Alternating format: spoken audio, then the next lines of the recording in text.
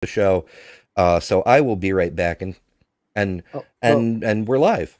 sorry, I Yes. clicked the button as you were saying Hello, that. everyone. I'm going to be right back because we just wrapped up from the debate. So, yeah, and entertain yourselves, and I'll see you in a second. Ember's going to sit in Oh, the we'll corner and try. cry for a minute. Shh. Secrets. Oh boy, oh boy. Yeah, I am Well, honestly glad that Mark did use some of the information that I gave him in regards to tough and toughite could not form in a global flood. That's just something that could never happen. yeah, he remembered it though. Well, speak of the devil, and he appears. Hello, how you doing? Not Huh. Gonna be Beamsy rude was to just eat something. happy. I'm so sorry, Ember. I don't know if Ember's there, but I'm so sorry. I honestly didn't check those guys out at all and thought it was the Durham Pinder site. So I was totally unprepared for that. Yeah, Ember had to go for a minute, which, I mean, fair. Okay. You guys did just finish a debate. I thought it Yeah, would last longer. Usually the Q&A section lasts a while longer. that was weird. That was so strange. There was like, I mean, I've seen nothing burgers before, but that really was a nothing burger as far as I was concerned. Like, he, Mhm. you have this organization, NAMI, that finds this site, right? And they basically are doing a Ark theme park in Hong Kong, right? So, you know, a Okay. bit sus. They hire all of these creationist people to go with them. Two of their main researchers, kind of thing, basically go, "Hey, they brought the parts up from the Black Sea. It's just old timber, and then they made it this set kind of thing." And Hmm. quit basically saying, "Hey, they completely sort of misled us to why they were doing it," kind of thing. Um, Sorry, you continue. I'll be right back. Earbuds dying.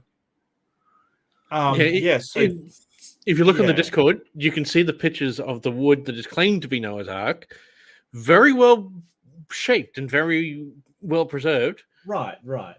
Now compare that to the approximately 4,000-year-old wood they found in China that really does not look too happy. Yeah, and I want to juxtapose those two. So if I can present share screen.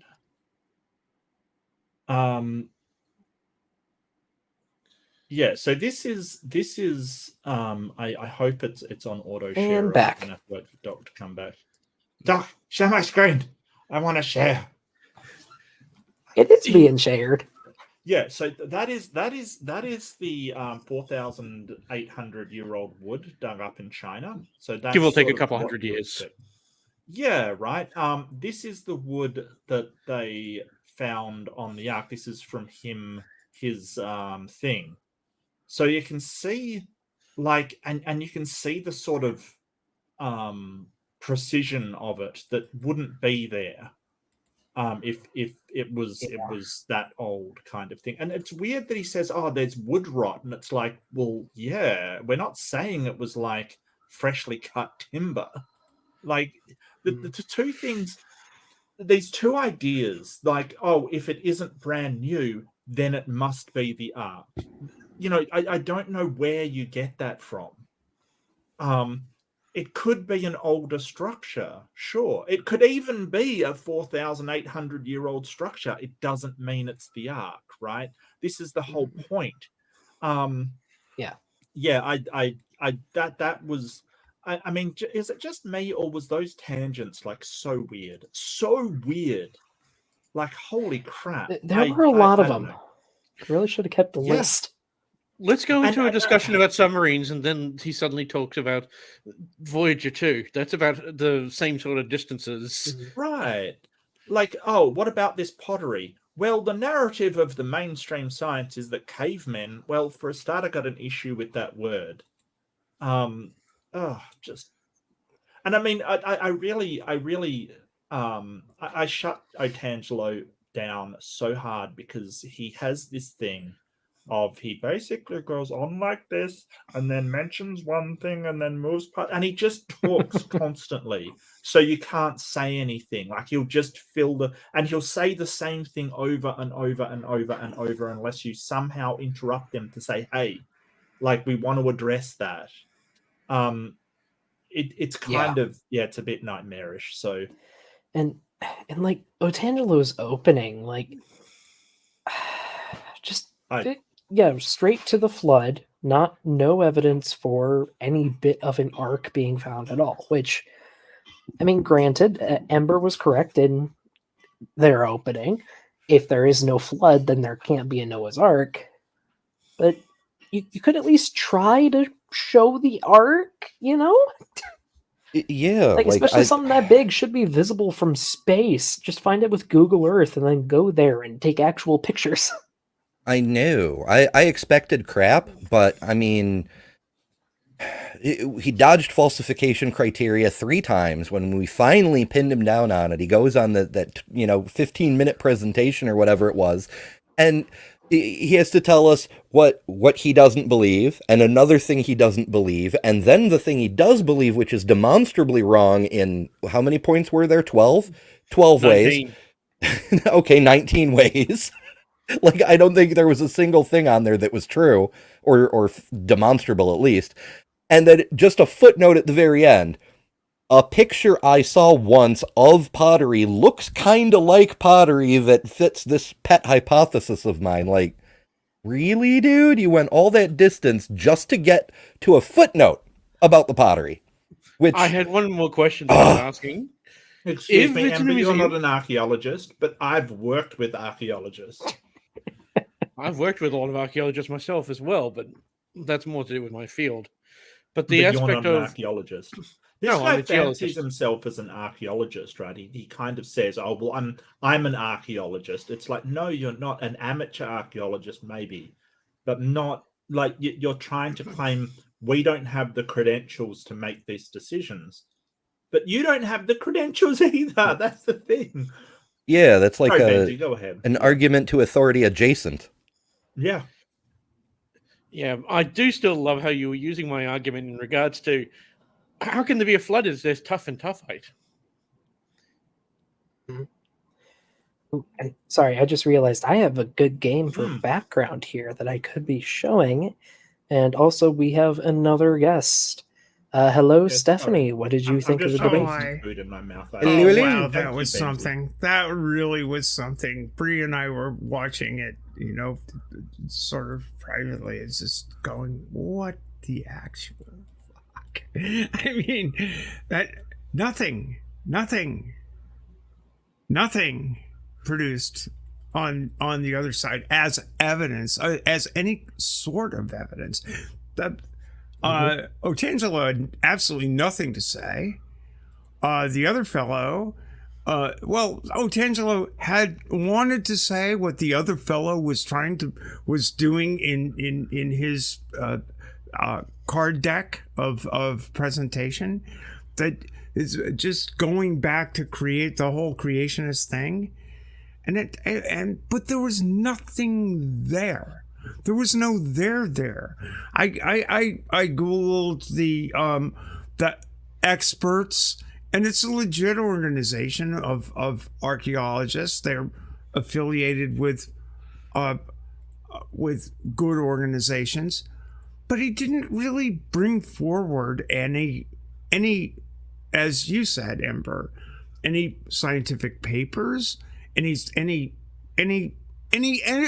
evidence that they actually agree with the bullshit this guy was presenting. It was just garbage, 100% garbage. And it just, it's so infuriating that, all right, well, we're going to have a debate. On this side is a dumpster fire. On the other side is like, show me how any of this makes any sense aside from throwing something inflammable into an already inflammable instance. It was just garbage. it was interesting in terms of watching a train wreck, but Jesus Christ, it was just fucking stupid.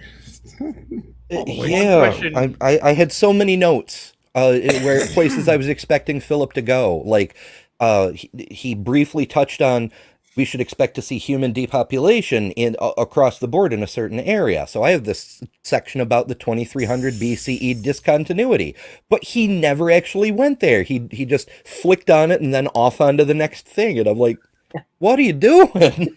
Just bring it up super quick and then move on. Yeah. The thing that I thought was really funny was Otangelo, who opened the whole thing on their side, right? Is talking about flood stories of civilizations across the globe.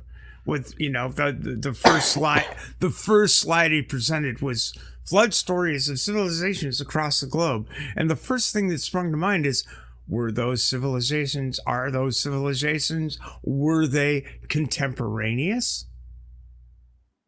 Mm-hmm. Were they at all? You know, are the records the same as those of the events portrayed in Genesis? The answer is no. I mean, every civilization has a flood story. Why? Because humans tended to settle near water, and water does funny. what? It is funny, really unusual that water, flowing, fresh water that you can drink, that can irrigate your crops, that can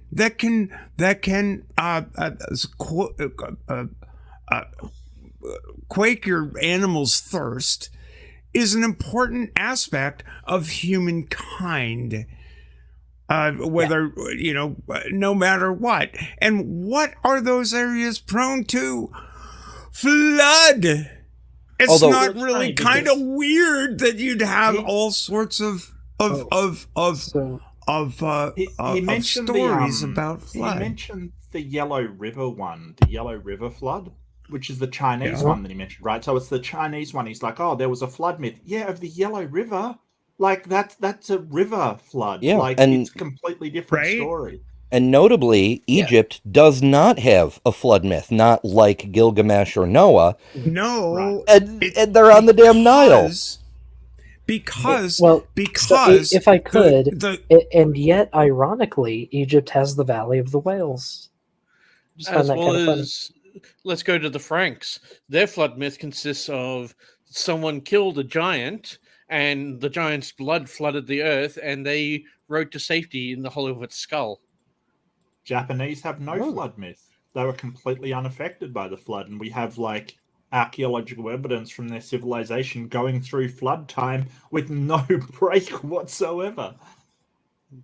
The biggest thing I've been looking for is the question I tried to ask.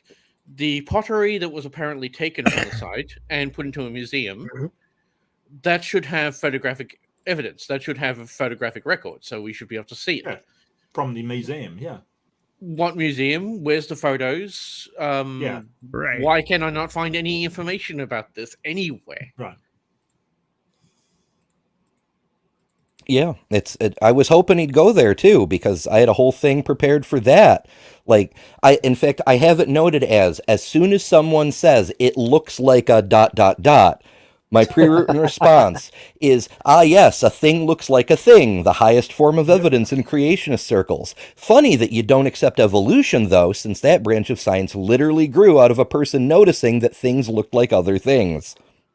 Well, you could see the asymmetry of their skepticism, like when oh people my are goodness, like, sort of, well, we were hired to do this, and it was a set that was designed, and all of these Kurds were hired to carp this stuff up here.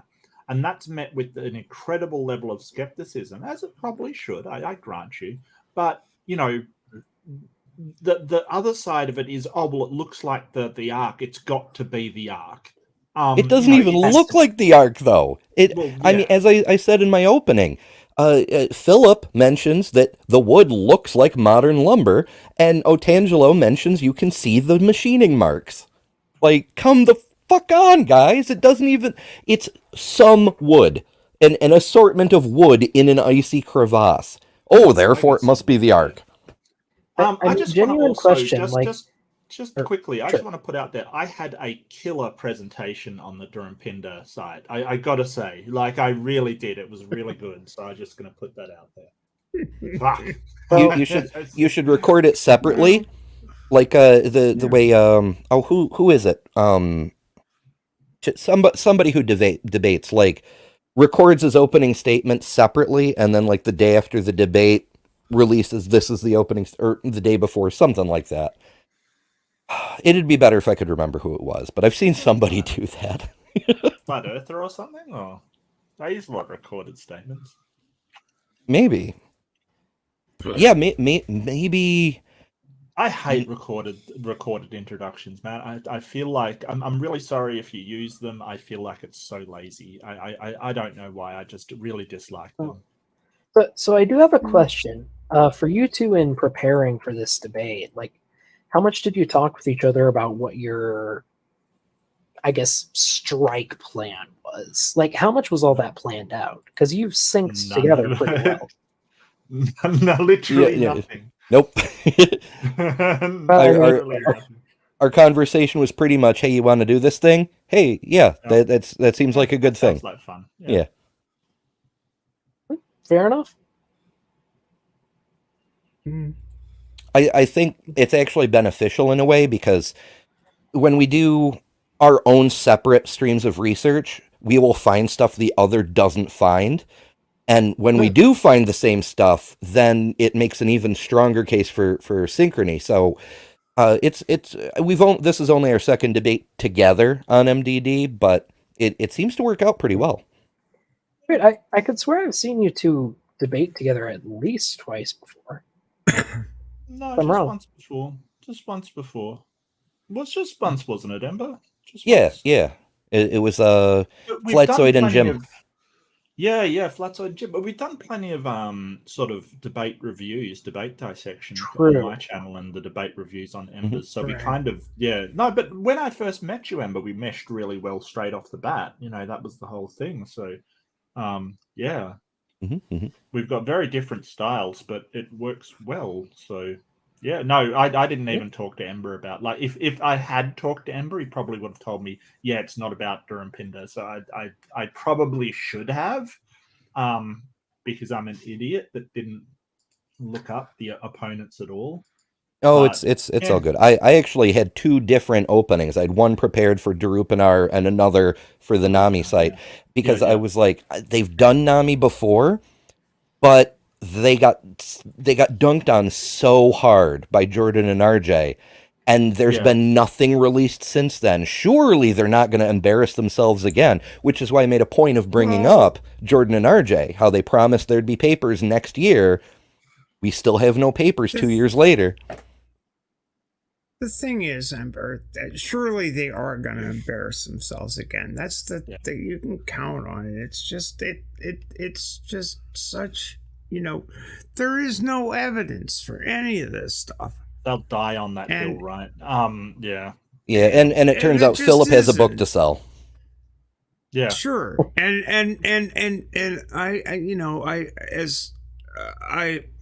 and that's why those folks go on MDD, and it's all about eyeballs on screens and asses in seats, and an audience and somebody to sell something to, and it's crazy shit. So we have an interesting question here. Oh, sorry, you finished what you're saying. And it really doesn't. Well, what I was going to wrap it up quickly. It really doesn't matter. It's a question of clout seeking and the curiousness of that, and I find that an interesting interesting piece of why we even bother doing this stuff. Sometimes it's like, my God. How many times I've never seen a creationist bring up the Missoula floods. It's almost like they don't want to address actual things that go against what they They're want. fascinating. They're fascinating. Glacial Lake Missoula is a fascinating geological phenomenon. It really is. Yep. It's so cool. If you bring that up, you've got to acknowledge that there is some difference between the Missoula floodplains and the rest of the planet, and that's going to be a problem. But the cool thing about cool thing about Glacial Lake Missoula is that it emptied several times over the course of geological history. It's really fascinating, and it goes into the geology of the Columbia River Gorge, the geology of the formation of the Pacific Northwest. It's really fascinating topic. It's great stuff. Scablands. The Scablands. And if you guys, if you haven't checked into a channel, it's Nick Zenther, who is a geologist at the University of Central Washington University. Check out his stuff. It's so good on the geology and geological history of the Pacific Northwest. It's really great stuff. I'm gonna drop his link in the chat. I'm going to get a coffee. Fair enough. And in my dive down this rabbit hole, so far, the only museum in the world that has a Mount Ararat exhibit is actually the Drents Museum in the Netherlands. It's called Under the Spell of Mount Ararat, and that's been ongoing since 2022. I found 2 biblical archaeologist papers in regards to fragments of beans found on the Turkish mountain peak are analyzed, and they one from 1977, and this one is my other notes. I have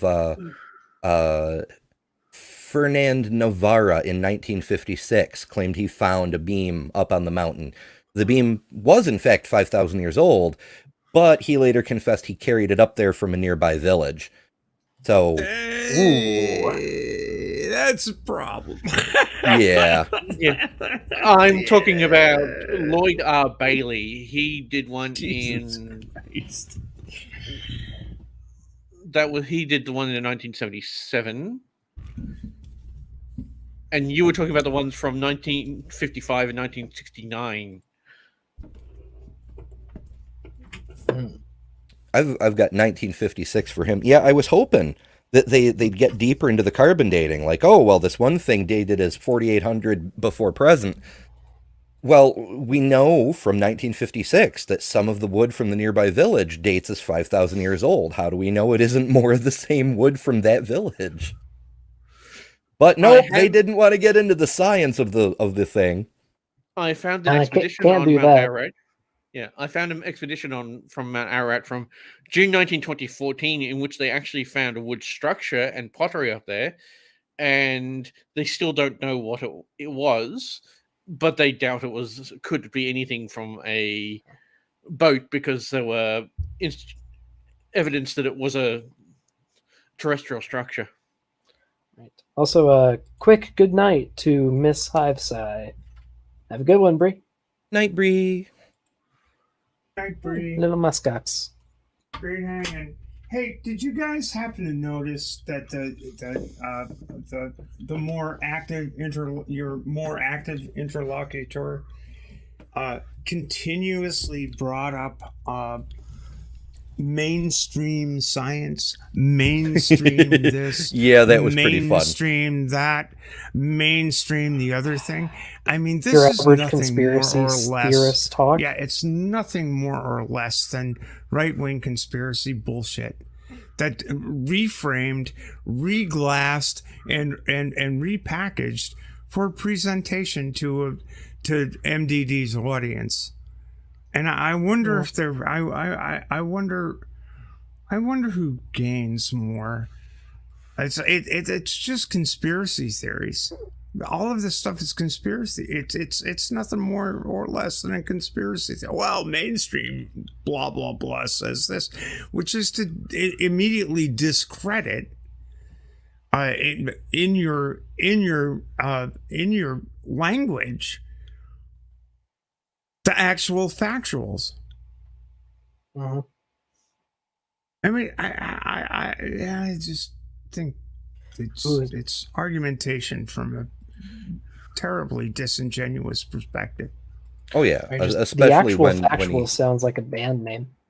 it actually made me think of Uncle Bobby. I'm like, we should get Uncle Bobby in on a debate sometime. I know he used to do them years Uncle ago. Bobby, it's like, yeah, but you know what? This is my point. I'm more and more on Uncle Bobby's side on this. It's like, what's the point? All you're gonna get is bullshit. All you're gonna get is bullshit from these people, and all they're craving is an opportunity to spread their bullshit. That's what they're craving. They're craving. It's like, you can't. It's frightening that people who possess greater production values, shall we say, have channels of 500,000 to 1 million viewers that spread this garbage and then complain about mainstream science. But it's all bullshit. It's all bullshit. I mean, what do we do?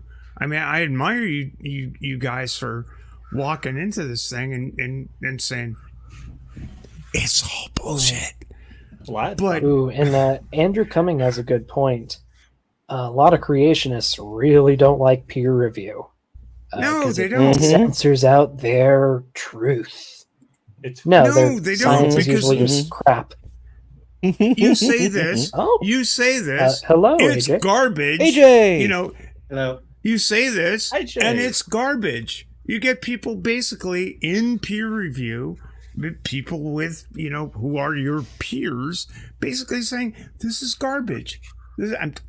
No offense, no, don't take this personally, but your research is shit. Well, and it shouldn't be published. And it's like, and it shouldn't be published equates to, in the YouTube sphere, it shouldn't be seen. Well, you gotta worry when Snelling draws the line, right? When Snelling goes, "No, you're full of shit." That's when you know you're in trouble, right?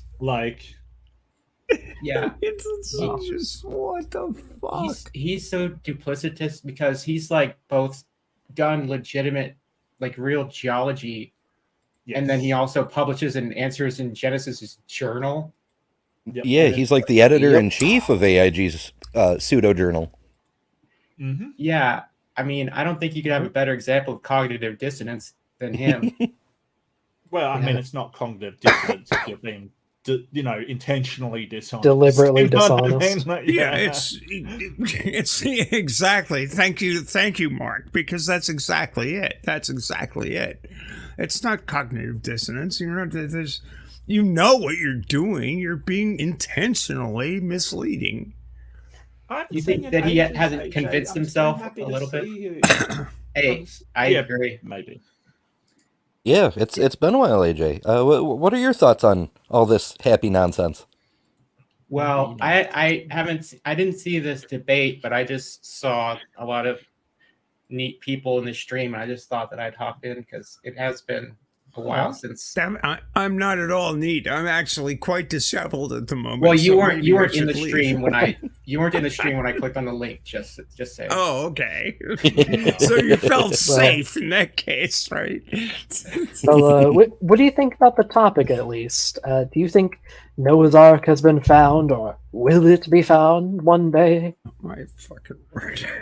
No, I don't think it's been found because they found it multiple times, and the place that they point to, it seems to be a boat-shaped rock that was likely just formed from erosion on either side, just sort of shaping into that. Except, I believe that the shape is actually backwards to how it should be. I was reading, or I was watching some video about that it's actually like it's not really shaped like they want it to be.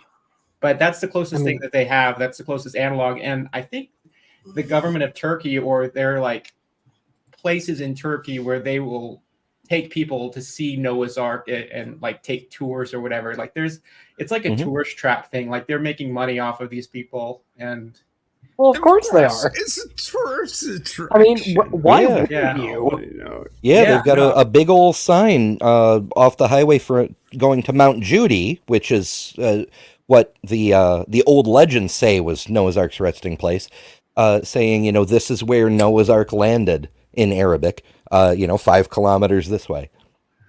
I would say probably Turkish if it's in Turkey, but that's just me. Well, the Turkish government hasn't said the Daripada site is actually Noah's Ark or even a boat in general. They've just sort of cordoned off as an area, sort of a national park area of interest kind of thing. So they're kind of hedging their bets either way, even if they did think it was the actual location. Yeah, I mean, that they weren't talking about that site, AJ. They were talking about a stupider site, a way stupider, much stupider. Oh, indeed. Well, I didn't think they'd go stupid. to the Nami one. Like, who would go to that one? It's so. That's dumb. what I'm saying, though. They found it in different locations and at different times. Oh yeah, yeah. They can't seem to agree on which one is actually Noah's Ark. My cap is off to Ember for launching into. Well, was there a Noah? Was there an Ark? Was there any of this? I mean, it's like let's get to first principles here, and particularly from a naval architecture standpoint, how could this fucking thing even have floated?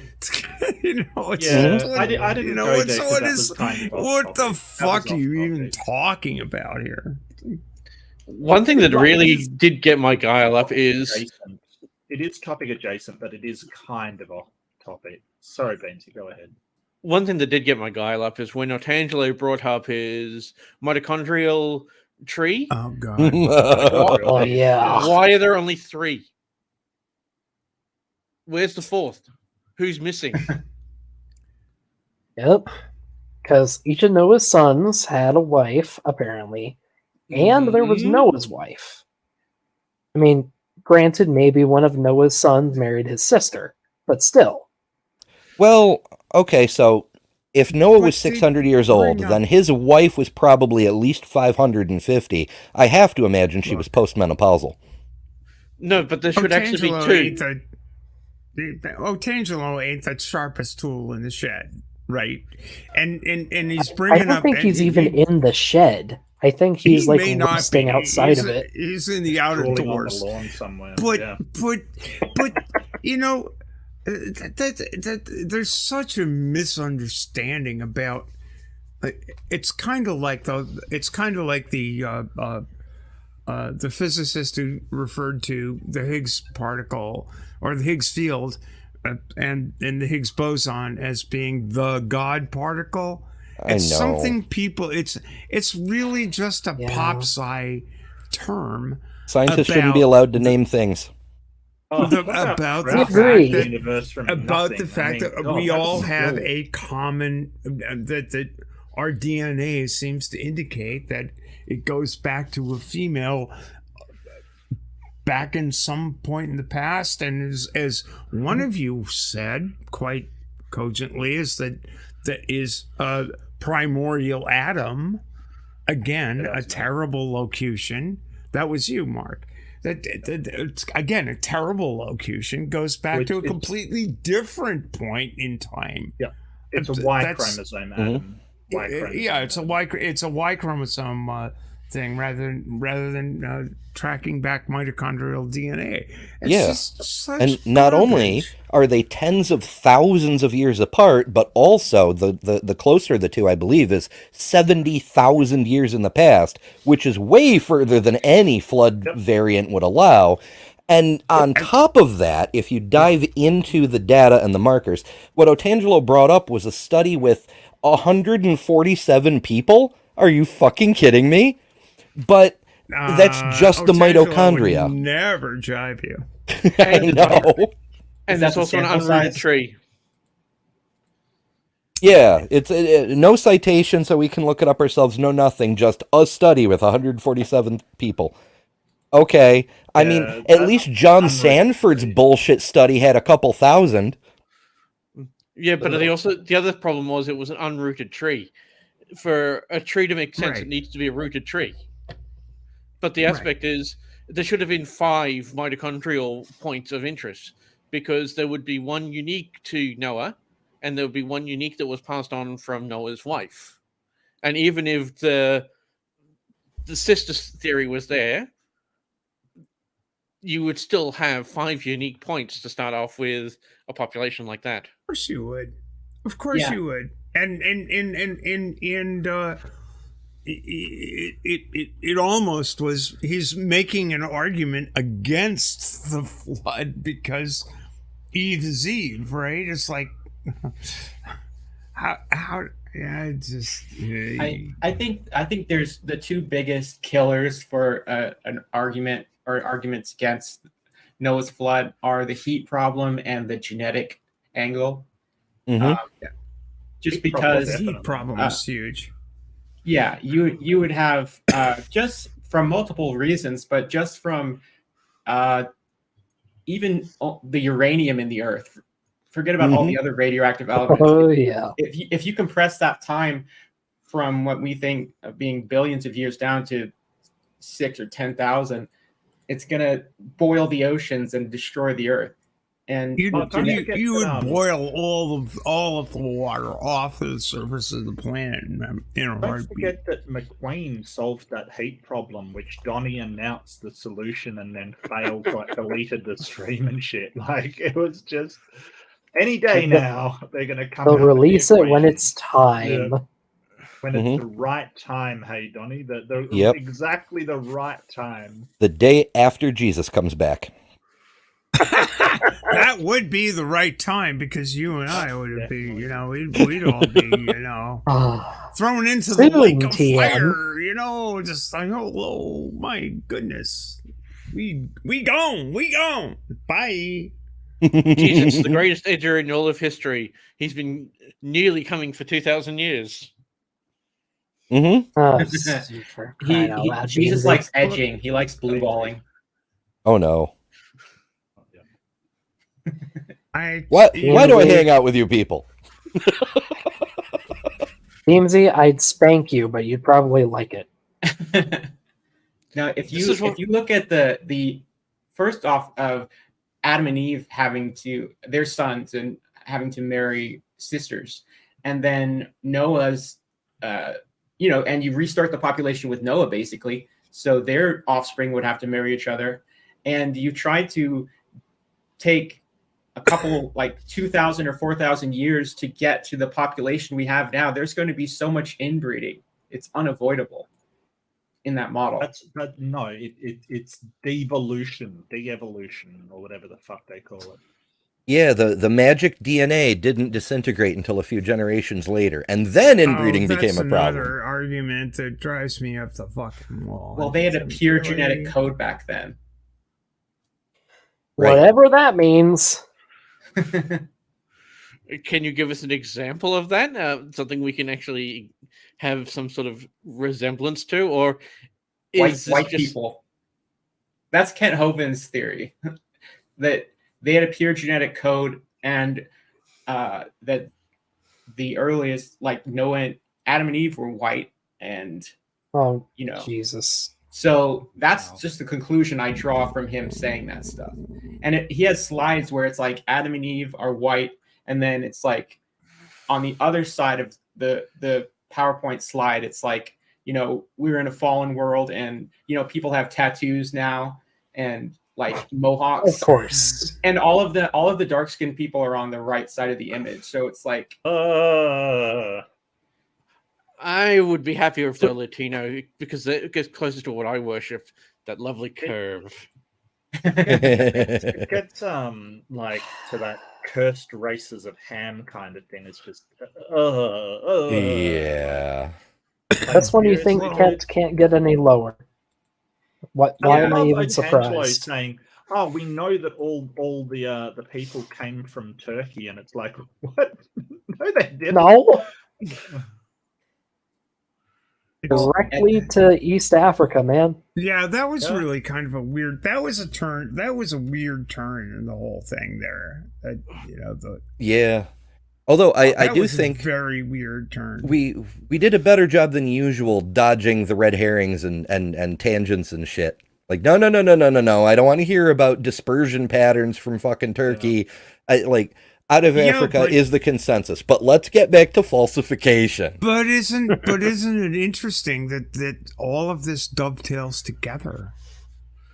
Isn't it interesting that on that side of the debate, all of this dovetails together in trying to deny the mainstream science,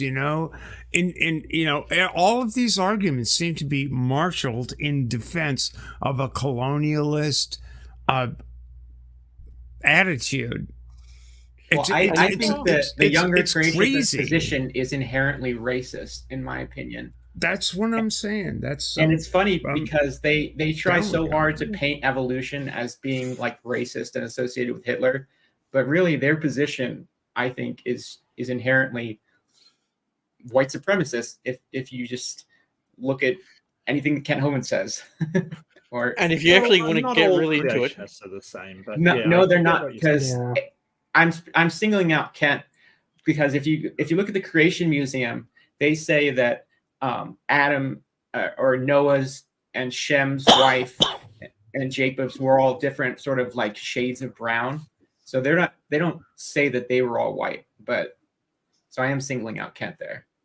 Yeah, and if you actually get down to it, genetically speaking, the Caucasians are actually the most effective when it comes to genetic makeup.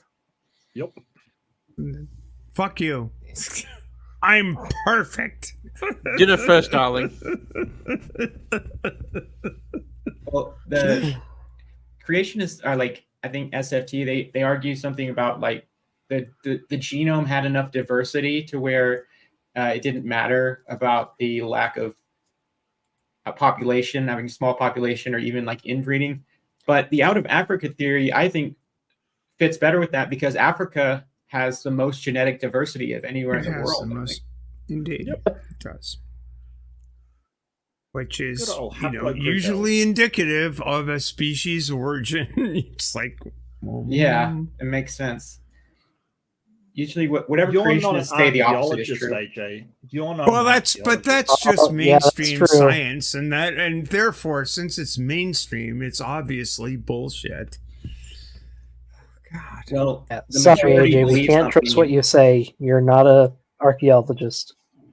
Oh, the majority has been wrong before. More's the pity. As we learned today.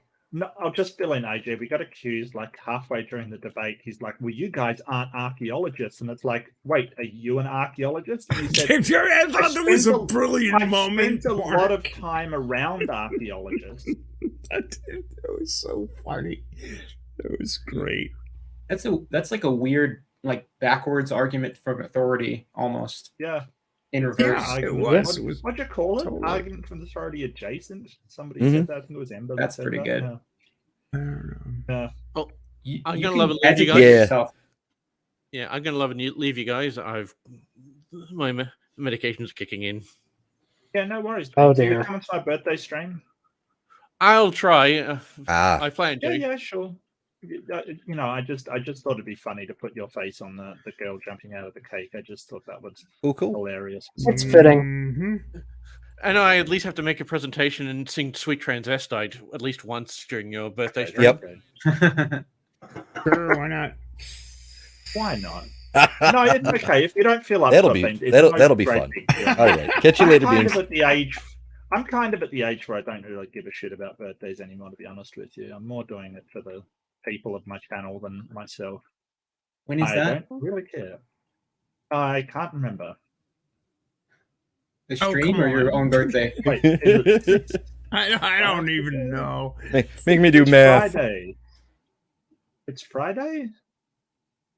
Friday. Yeah, Friday the Are 13th. we talking for Americans or for Aussies? No, I just put it on my Friday, so it's Thursday We're on a night. Thursday.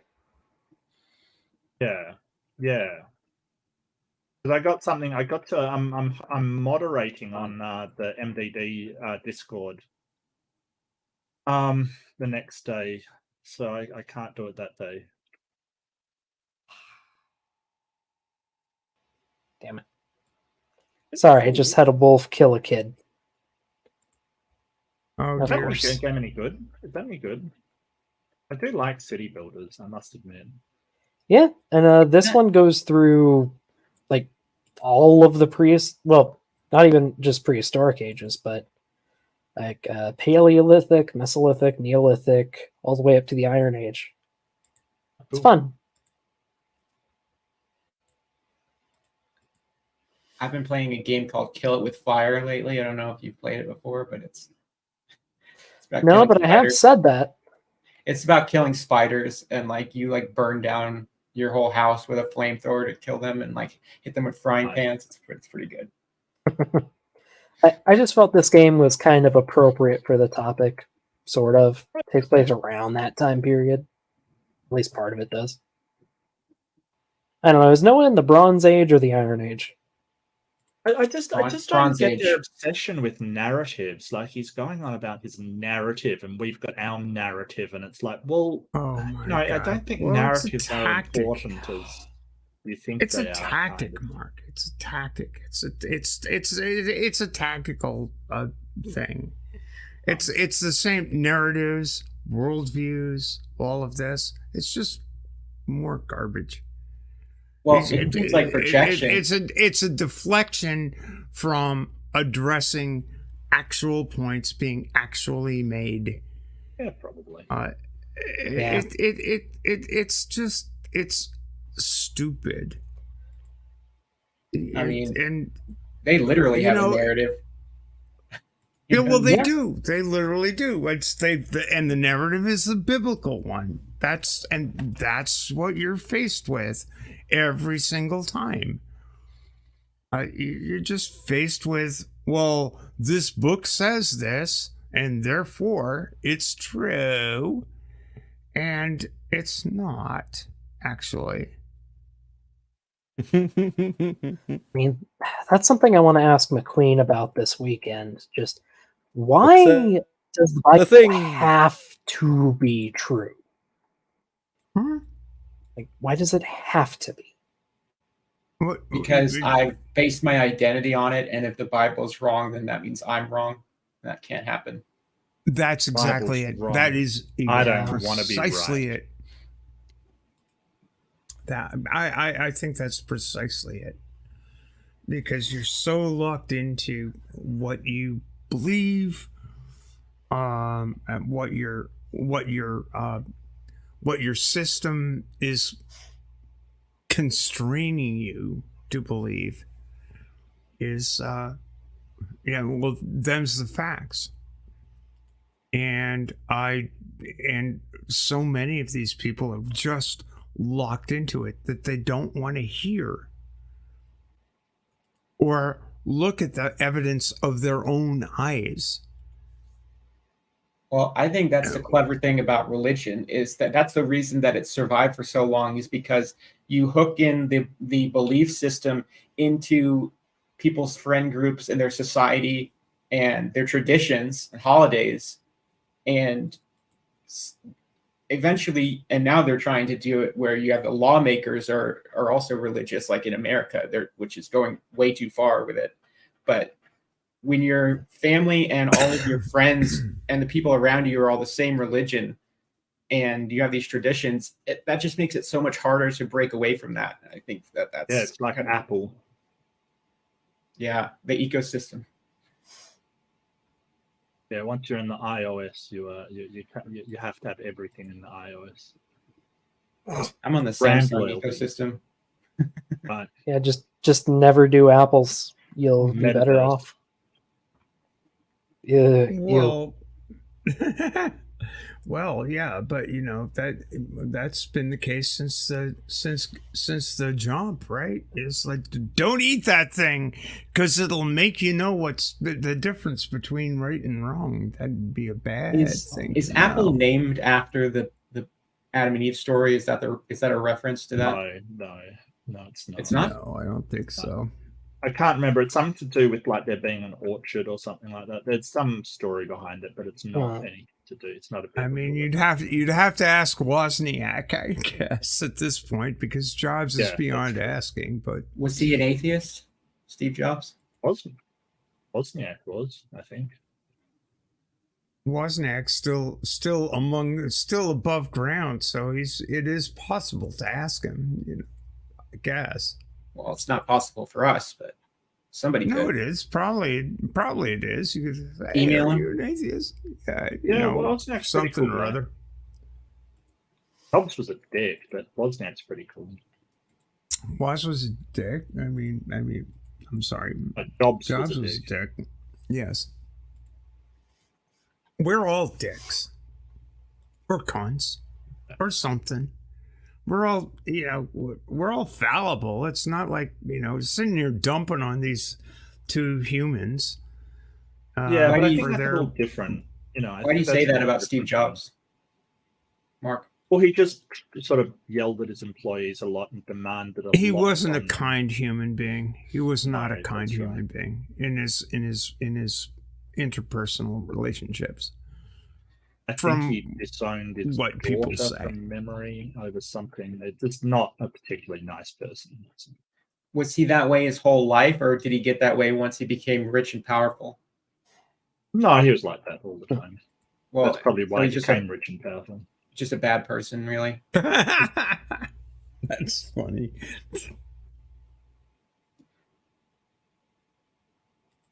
Well, sometimes people who are like geniuses, they are not good at having relationships with other people, but that's not really an excuse. But I've heard it's a common trend. Well, yeah, but that's the thing. It's like people are people. You deal with people on a personal level. That's fine. But like once you have enough people, and that to be honest, I don't want to get too deeply into this, but that to be honest is why it's like, I know that if I wanted to have if I wanted to boost my channel, I'd try to engage with Otangelo, but I won't. And the reason I won't is because he did something terrible to a friend of mine, and I won't do that. I just won't. I don't think it would boost your channel. I don't think it would boost. I think that would actually hurt your channel engaging with Otangelo, to be honest with you. Go after Ken Hovind. Yeah, but but it's like, okay, if I throw some, Otangelo and I are talking about trans women in sport. Okay, that you don't think that was that's not gonna get eyeballs on the screen? I think it would. I don't really care what Otangelo thinks personally, but I don't either. I don't know, but I think it would. I don't either, but I think it would get. Well, that's really cool. Let's watch this dumpster fire. But I don't. But it might get views for those videos in the moment, but that's not the way that you grow a channel and foster an audience, and one that will come back and is there for you, not just like drama and stuff. I know. That's why I don't do it. That's why I wouldn't do it. And that's why I have that's why I get the heebie-jeebies whenever the guy winds up anywhere. It's like, why are you giving him any fucking oxygen whatsoever? I mean, I get that comment a lot in my videos. I mean, would you rather he just continuously spout off, or would you rather have someone confront him about what he's saying? Because if he was just allowed to continue saying it uncontested, then he's allowed to say it uncontested. The point is, what he's saying is such errant nonsense that nobody cares, And he realized that what he was saying was errant nonsense. And the only way to make himself relevant was to do something heinous. I'm going to disagree with that take. I think that people do care about what Otangelo says. Some of them because they agree with him. Not very many people. And I also just think it's incidental that he did that. I just think he's a bigoted person, and he just did that because it's incidental. It's not incidental to the person he did it to. You think he did it to grow his clout online? Yes, absolutely. Like Absolutely. a Steve McRae move. Absolutely. I have no idea. I don't even know like the incident and stuff. I know I got the details, but I didn't. I don't know either person involved. I have no idea what went on. I just think Otangelo spouts off a lot of frigging nonsense. That's all. Well, isn't that typical of trying to have a debate with these creationists where you want it to be focused on like the Bible versus secularism or creationism versus evolution, but then these people in their personal lives can't help but say and do really sort of despicable things, and then we have to talk about that also. So I don't want to talk about that, and I hope you all realize that I'm not getting into specifics. I mean, you're allowed to have that opinion, but we're also allowed to have ours. Oh, yeah, and a lot of us feel it's important to confront these bad ideas. I think it's and they are bad ideas, but they're also when it comes to personalities and when it comes to eyeballs on screens and asses in seats and all of that kind of thing, Otangelo is just a cipher at this point, and I prefer that he remains so. He used to come into my live streams every single time. Like when I first started doing streams, he would always show up. Much better. Yeah, I remember him popping up in, maybe it was one of your live chats, AJ, but I remember him popping up and maybe it was Amy's, yeah, but he just kept spouting off random crap about evolution, and I could just corner him at every point. It was fun. It seemed like he would just be on YouTube all day, and whenever any atheist would start streaming, he would pop in there and start just copying and pasting stuff from his website. That's basically his MO. That's basically, he wants oxygen. He wants oxygen. He wants to get in there. He wants to, for a long time, his whole atmosphere was basically centered around Darth Dawkins for a long, long time. It's like, I've done this stuff. I've done all this stuff. And see, I own Matt Dillahunty. And see, I own these people. I see. And he goes back to Darth Dawkins' place and goes, see. And they all sit there and laugh at him, too. I mean, he's useless. Well, were you saying something, Mark? Yeah, so he really got shut the fuck down today, though, which was hilarious to me. He did. Yeah. Can you tell me what the context of the debate was? He had nothing to say, which was really awesome. What the fuck? Yep. The only times he chimed in were when Philip was about to answer a question, and he threw out random tangents, which everyone then ignored and went on to the next thing. Mm-hmm.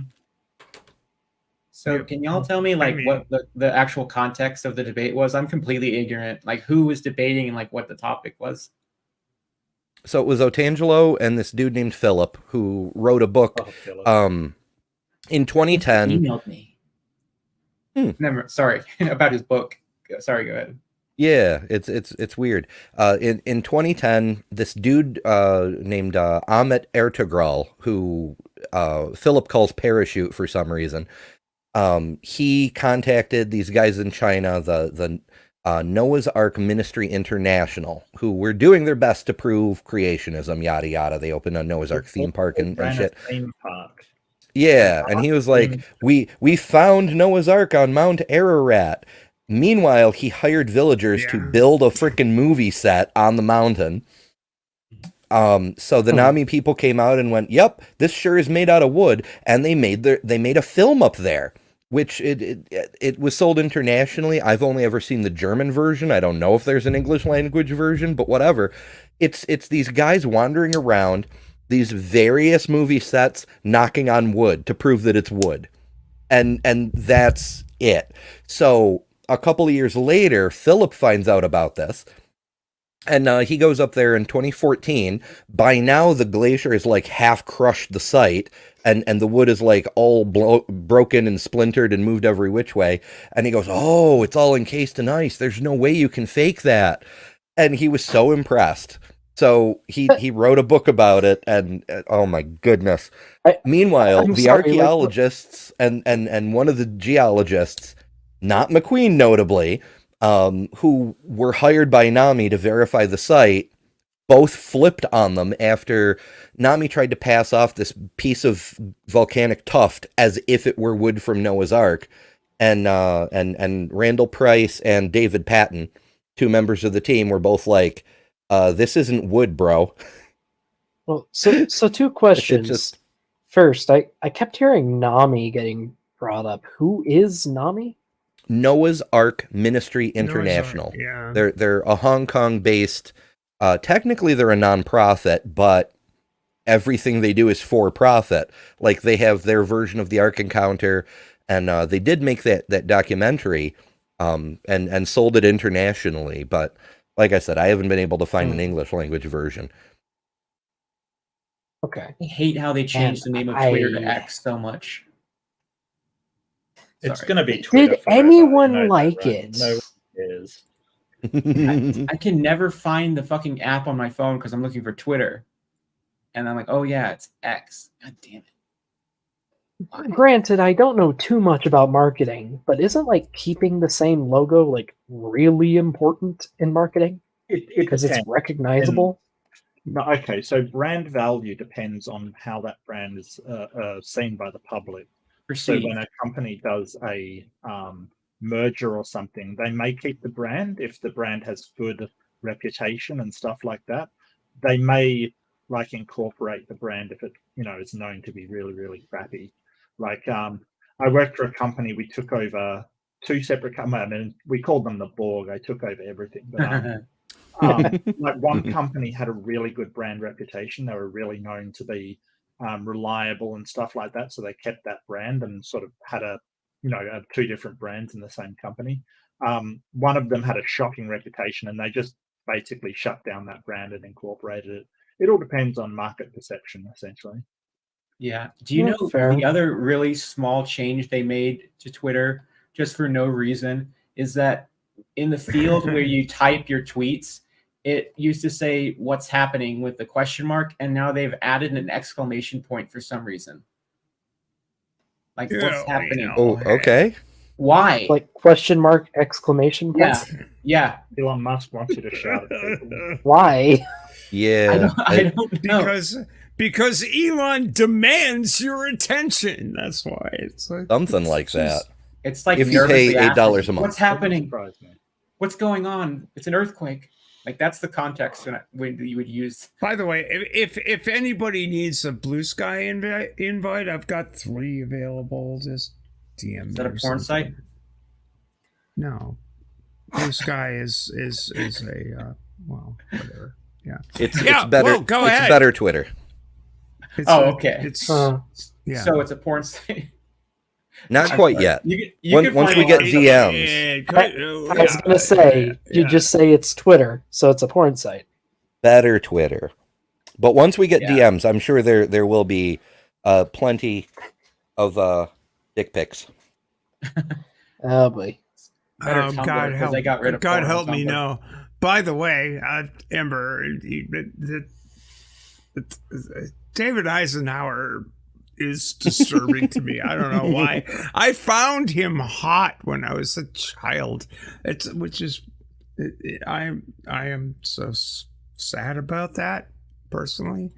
But Good old tricky Dick Yes, Nixon. Yeah, I- I gotta upgrade my dick though. Apparently, my dick is insufficient, and I need to move it to Dick Cheney, who is a much bigger what- dick. Oh yeah. But I do have an articulated member thing Yeah. going on, so that's fun. I love the So- family. Is it Guy skit with Dick insufficiently Cheney. tricky? Is my question. Just sorry, I think I found Jesus in my settlement. Oh, Hmm. Native American Jesus. I think this is supposed to be So- Europe. I so don't know. Mormonism is true? Yeah. Ooh. Yes, it's true. The Garden of Eden is in Missouri, Jackson County, Missouri. For sure. Well, You know, here's Jesus with a comb over. I recently read So many that Jesuses. I recently read that the Mormon Church was the Church of Jesus Christ of Latter-day Saints is divesting itself of its properties in Missouri, which is rather disturbing. It may be a sign of the coming apocalypse. Or that they're getting Because, sued a in lot. fact, Maybe. well, yeah, maybe. I'm sorry, I'll stop there.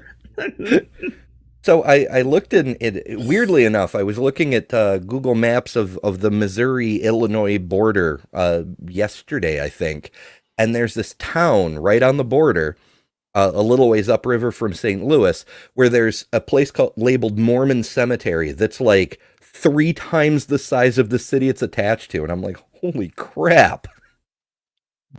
Yeah. What are you guys expecting? I mean, I know there were wars on the Missouri border. Yeah, there were. There were like huge wars actually, and a whole bunch of people killed. It was That's just trippy as fuck to me. I'm like, that is I mean, that's like a New York City sized cemetery. It's I've nuts. been down the Mormon rabbit hole a bunch to see what are these people. I have read the Book of Mormon, which is absolutely insane. I have this peculiar thing where I'm attracted to well, these people have a very weird religious belief. Maybe I should investigate it. And the Mormons have a really weird religious belief and history. It's Joseph Smith actually ran for president. Huh. Prophet president. What could possibly go wrong? I mean, it didn't go too far, but the guy was a bit of a loony. A bit? Oh, gee, I couldn't have guessed that the founder of Mormonism might not be all right in the head. Well, he was. I mean, he was so much of a bit of a loony that people actually, after he got arrested, people broke into his jail cell and killed him and his brother. But yet the sect survived, and I mean, several of them fabulously wealthy. Fabulously, the Church of Jesus Christ of Latter-day Saints is probably second to the Roman Catholic Church in its net worth. I looked them up a couple of weeks ago.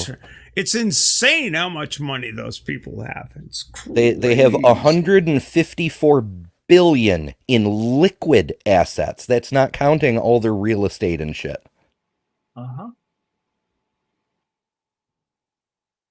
I'm seeing a few things in the chat that I'm curious about. Tax-free. Carrie, I'm curious. Men don't typically like an unneedy woman. Not 100% sure what that's supposed to mean. That may be in reference to earlier things that were said. I don't know. Maybe. I mean, and I can't really speak to that, but Is that a double negative?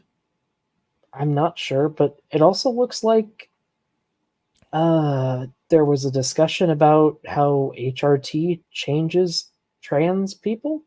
which interesting that popped up for some reason. That is Probably very because weird. Otangelo's a transphobe, so it got the chat started on Probably. trans commentary or something like that. It sounds like the argument against trans athletes. I'm just guessing. If I had to. Yeah, this right Yep, here. called it.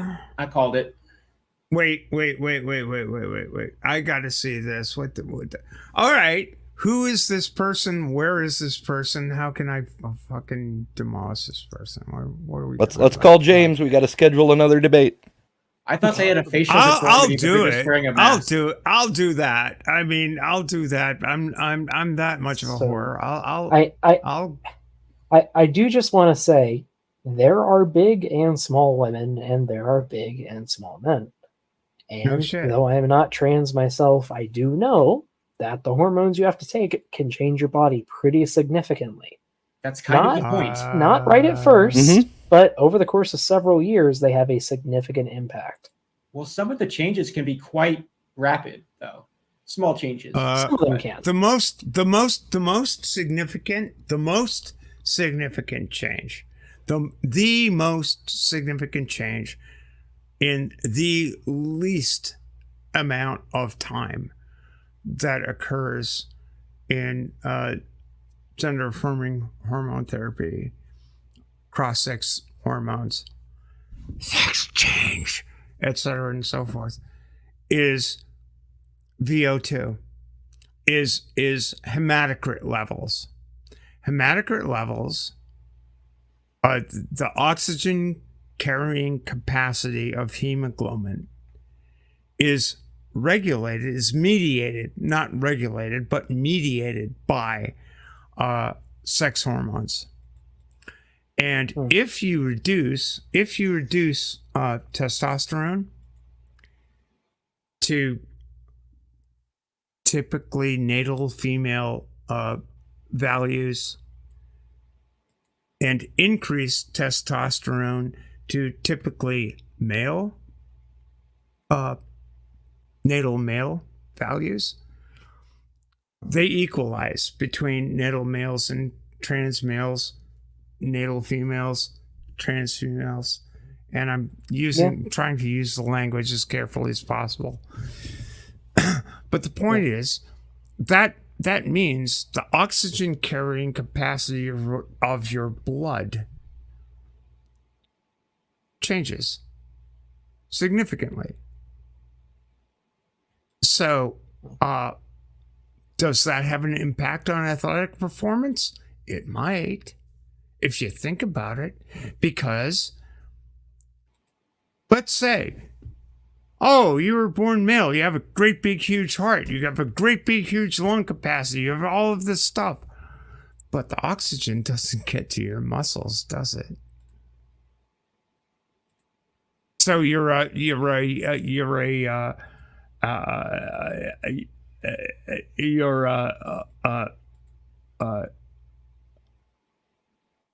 don't know. I'm bad at automobiles. You're a compact car running on a semi's frame. That sounds fun. It just doesn't, there are physiological changes that happen with gender affirming hormone therapy. Otherwise, people wouldn't do it. Yeah. And okay, so apparently the conversation started because Robert said he doesn't care about sports or who competes with who. Yeah, that's what everybody says. I I mean, don't care there are about weight sports, classes but for a I reason. think that trans women should not compete in everybody says they don't care about sports, but you know what they do. No, So- that you're just putting words into people. I don't care about sports, so I don't really care if trans women compete against women. I just don't. I think that out of all the problems in the world, sports aren't, that important. I'm sorry. It's just I don't. I agree. think it's They're that not important. that important, but if you exclude people from one area of human activity. Yeah, What's but that's the what I'm next one saying. you're I'm going to saying do? we shouldn't exclude people because, just it's not that important. That's the thing. Like, that's the thing. I think that you're sort of I hear overgeneralizing with you. everybody. I hear you, Mark. And I wish it were as simple as that, but exclusions are being enforced now, and those exclusions are real in the here and now. I get that. I I get mean, that. It's Yeah. just, but the whole point is they said they don't really care about sport. And I'm saying they may just be talking about they don't care about sport. So trans women should be able to compete wherever the hell they want. And you're sort of saying, hey, they're trying to say this thing that they might not be saying. They might be saying what you're saying. I don't know. I don't know the person, but they might not. And I suppose I just want to I point out don't know that, I made it clear that I didn't know the context. I'm only making the broader argument at this point, and I hope you would agree with the broader argument. well, yeah, I mean, I agree with you. I think that trans women should be able to compete wherever they want because the only sport I think that I watch is robot fighting and being trans is Yeah, fine. BattleBots. Right. There's Hey. no argument that trans women can compete in that because it's just like whatever. And even if women are sort of like we're being beaten, I sort of the way I see it is that which is the greater harm that women feel like they're being beaten, or we exclude a bunch of people from society, and I think the lesser evil is excluding people, quite frankly. So, that's my opinion.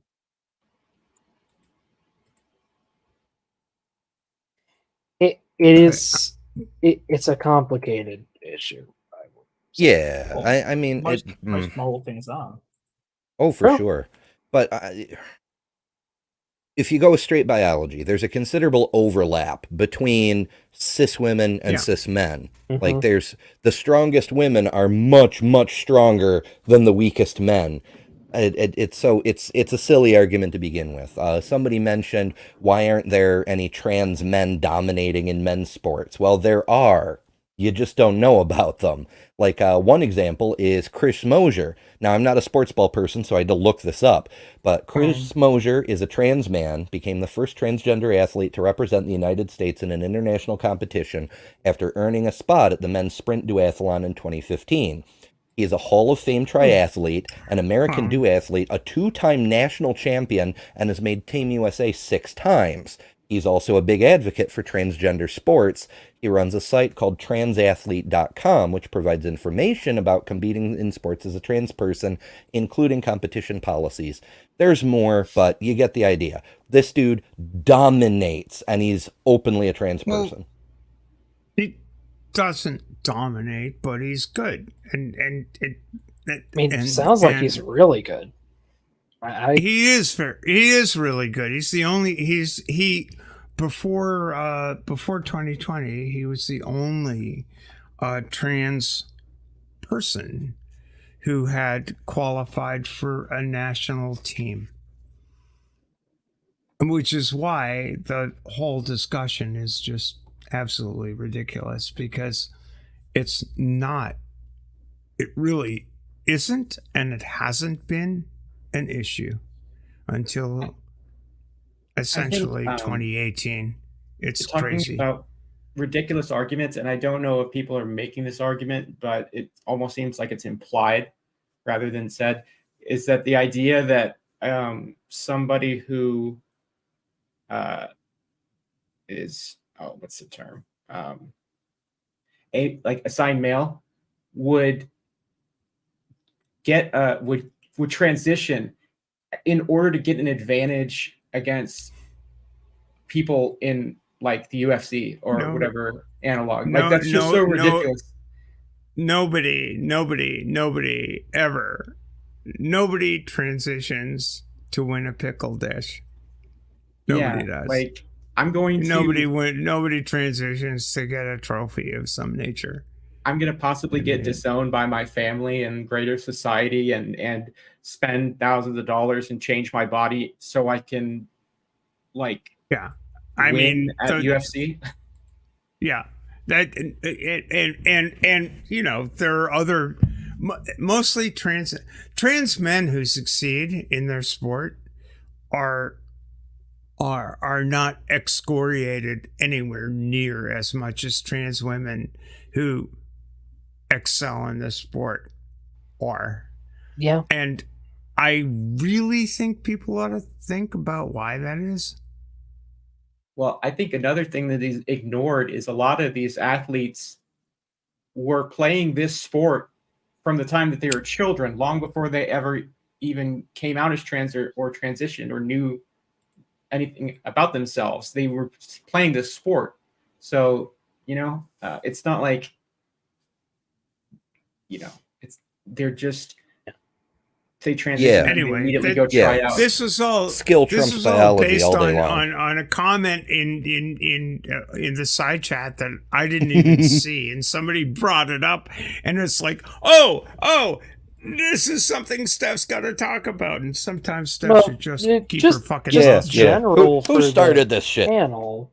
It's an interesting topic, so I figured, let's address the chat. I mean, I remember when nationality rules got in trouble for that. The first time, I want saying to it was talk to the Stephen. group. I want it was to talk. everyone. I want to talk to Stephen Woodford about this because Stephen is complex. His take, I don't know if any of you guys have been watching. Stephen Woodford quite famously created a huge dust up with the atheist community of Austin in 2019 because he put out a video that basically said trans women don't belong in sports. You can go back and look at all this stuff. Yeah, I think that's maybe a little bit harsh. I think he just made a very uneducated video about the topic, and I think that the video was offensive to a lot of people, but which he then followed up with. It was just bullshit. People were offended. It was unnuanced. Well, I was pissed. I'm one of those people because you know what? I don't know if any of you folks know me in the broader sphere, but I'm a trans woman who transitioned 25 years ago. I am a professional sailor. I am actually a race officer in my sport. Sailing is an Olympic sport. I know this realm inside and out. And the nuances here from people on the outside, from people who are looking in, are missed by many. I mean, well, I think that there's sort of an element, at least to me, of sort of a who asked sort of thing. Like when people make videos like that, and cis people specifically, and it's like just sort of out of nowhere. It's like, did we really need your input on this topic? Like nobody, like, you know what I mean? Especially if it's going to be unresearched and not very well done. Like it's. I'm able to speak to Ancher. It's like, I don't know, we may be talking about two different videos, but I saw Steven's initial video that caused the whole kerfuffle ages ago. And I've seen his recent stuff, and he's still, Steven's complicated. I really want to talk to him on this subject. I've met him in person, actually, at the Faithless Forum in Austin. Really nice guy, very interesting. I'm sure he is. I talked to I've talked to a number of people in person who are friends of his, and everybody tells me the same thing. But he does have this one tick. It's like Steven's approach is, you are a woman until it comes to sports, and that's where I draw the line.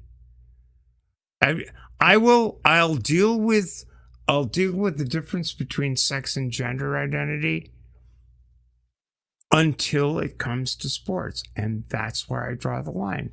And that's why I'd love to have a conversation with Steven, because there's nuance there too. Well, You humans are complicated. With me, all there is do you squawk or do you chirp? Frickin' humans. I was playing The Last of Us 2 Part 2 yesterday, and I don't know if you guys have played it, but there's this whole section where they go through a natural history museum with like dinosaur skeletons, and it was just really cool. Like, it made me want to go to one in person. I haven't been in a long time to see one of those exhibits with, you know, the skulls. I mean, depending on where you are, there's probably a lot of really cool museums. Like, well, we have the Whitty fun Museum ones all everywhere here in San Antonio. We have the Whitty Museum, and I've been there when I was a kid. I used to go there a lot, and they would have those type of things. But it's just been a long time since I've been to a museum. I'd recommend going again. Every time you go, you'll see something new, and I love that about museums, because you can never see everything and understand everything. There's always a chance to learn. I feel the same way about Renaissance fairs. Oh, hell yeah. But I mean, those are also just fun. Comic Cons too, for that matter. A well-run Comic Con has way too much stuff for you to possibly do all of it, even if you get the weekend pass. Yeah, it's exhausting. Let's see. Around where I am, there's this company, or this like family company that goes to a lot of different Ren fairs, and they have this fabulous root beer that I can't find anywhere else. I always look forward to it because they're at every freaking Ren fair I find. Wait, is there an eclipse coming up soon? Yeah, there's an annular eclipse on the 14th, I think. It's on West Coast through Texas. Yeah. So it's on the other side from me, which is why I don't know. I'm going to be able to see it, though. I'm going to be able to see it where I'm at. That's okay. That's good. Sweet. I've never seen an eclipse before because they always pass some other part of the United States. So that I'm excited now. This is the first annular eclipse since 1992 or 3. I'd have to do some math to figure out it. I could just look it up, I suppose. So, but and yeah, only so what does that mean? What is an annular eclipse? It's the Ring of Fire eclipse. It's when the moon doesn't quite fit over the sun, so there's a little bit of sun peeking out around the edges. Looks so cool. It's like the Eye of Sauron. It's honestly it's not annular though. It's not annular. It's not like yearly. It's annular eclipse. Oh, wasn't there one of those a few years ago, or was that just a normal eclipse? Yeah, that was a total eclipse, and we're gonna have another one like that next April, though with a slightly different path. The one in 2017 went from Oregon through the Carolinas across the country. The one next April is going to be from Gulf of Mexico up and across the Northeast. So yeah, you're right, Mark. The name is referring to the annulus, which is the Ring of Fire effect, not annual like yearly. So I've learned something today. It'd be cool if it were yearly. Well, actually, there is a solar eclipse of some kind roughly every 6 months somewhere in the world. And there are people who chase eclipses, but they're very, very rich because they can do that.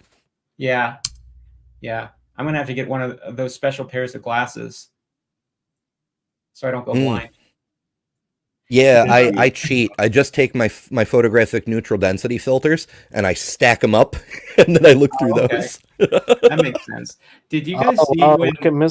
look at the fancy cameras over here? Yeah. Did you guys see when a couple years ago when Donald Trump was still president and there was an eclipse and they showed Trump Oh yeah. taking his glasses off and peeking like don't do that. I have remember Mhm. that. He just was looking. He was 'cause just he's a staring. moron. Yeah, he's an idiot. Yeah. Yeah, he pointed right at it and like, yeah, for fuck's sake. Yeah, that was the 2017 eclipse, which from Washington was not totality. And that's really bad. During totality, you actually can look with your naked eyes. It's the corona is all that's visible around the moon. It's still painfully bright, but it won't hurt your retinas. You'll feel pain, but it won't like do permanent damage kind of thing. But Yeah. totality only lasts between 2 and 4 minutes ish, depending on where you are and other factors.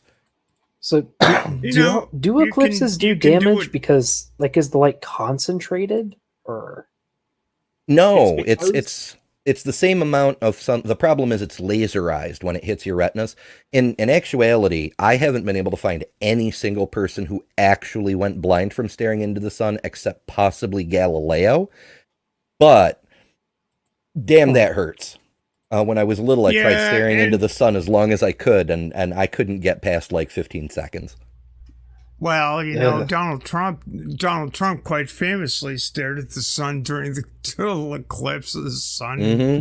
yeah, we were just talking about that. Yeah, and he didn't have totality in Washington. So even though No, it's a he did reduced not. amount of sunlight, because the moon's blocking part of it, even a sliver of it is still laserized, and it will fuck up your retina. Yeah, it'll Well, the burn thing your is, that will retina. happen if you look at the sun as well. It's just that you don't notice it during an eclipse. You don't realize how much like light is coming through. So it's kind of this weird situation where it doesn't hurt to look at it, but it's still doing damage. So that's why it's so dangerous. It can fuck up your camera too, because the sensor, even though it's mechanical, it's electronic, but it's non-biological is what I'm saying. Because the lens has to focus the light onto the sensor. Yeah, bad times. Yeah, like a laser can damage a camera lens. Yeah, if it's powerful enough. Yeah. The sensor's receptor sites are a pretty good analog for your biological rod and cone cells. Because once you fuck them up, they're fucked up. Like, you don't regenerate those. It's a good design. Yes. So like we don't regenerate our dear. teeth either. I know, Oh, these and here to freaking go flatworms, with the design you and can the cut them in damage. half and they regrow, but we get a fucking tiny little cut and we have a scar forever. What the shit? Well, I mean, not just in half with flatworms. You can cut them into like 10 pieces or more. Yeah. Plenty of worms. They're Scary. crazy. I know. And I want the some. yes, they keep their memory kind of thing, which is just even weirder. Well, Oh, because how they have a complex is their decentralized- memory, though.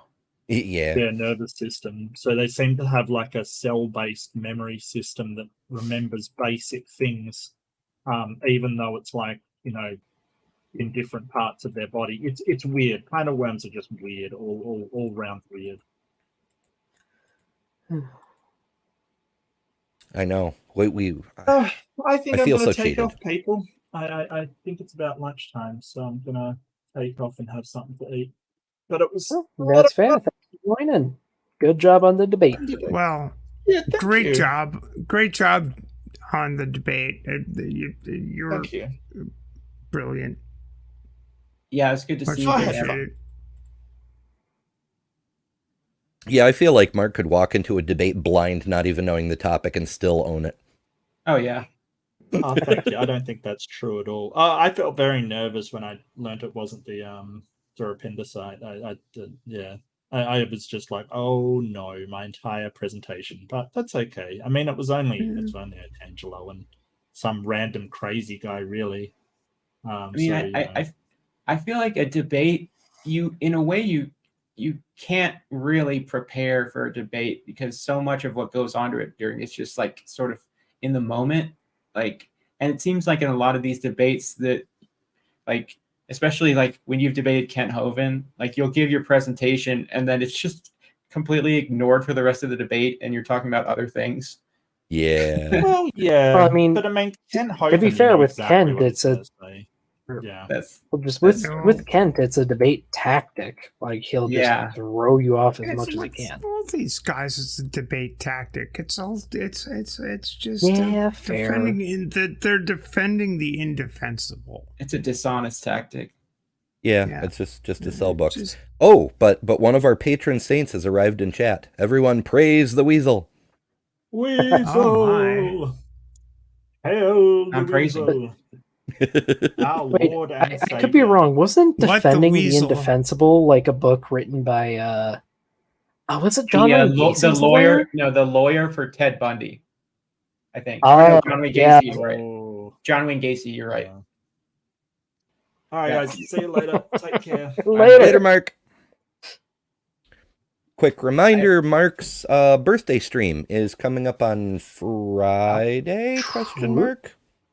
It's tomorrow for you and I. Well, tomorrow for him too. But tomorrow. Thursday. It's Thursday though, right? Tomorrow's Thursday for us, but it's Creeps Friday on for this him because he's an petty Aussie. pace. He's weird like Oh, that. okay. Well, yeah, you're right about that book, and it on that sort of subject, it does seem like indefensible. Obviously, what John Wayne Gacy did, but even the worst criminals still need representation because we want them to be prosecuted accurately. We don't want them to. We certainly don't want to miss anything, but we also don't want to punish them for something they didn't do. Even if somebody has 14 life sentences, and it's like, well, why does it matter at this point? You still want them to be. They have a right as a citizen to a fair trial. Even well, I mean, also it just matters because innocent people can be caught up in things too. Exactly. That's really what it is. But yeah, that had been difficult defending that guy. And you're not really defending him. You're representing him. Yeah, there is a level where it gets to be, okay, this is indefensible, but I gotta do my job. Yeah. Okay, well, Mark's stream is true. Tomorrow at 9 p.m. Eastern, 21 hours from now, wherever the hell you're watching this from. Ooh. Awesome. I have a fun scientific fact. So the Chicxulub crater drilled a hole that was 12 miles deep in the earth. Holy crap! And if you sounds about right. If you Google Chicxulub impact on the Google page, it has a comet go across the screen. Yes, I love that. I just discovered that. I've never been able to spell the damn thing to get that. I always have to type in Yucatan impact and then just go from related search results. It's just like the word chick, but you replace the K with an X, and then it's ULUB. Chicxulub. You know you love it. I think it's like Aztec or one of the languages down there. 110 miles in diameter. Yeah, it was freaking big asteroid.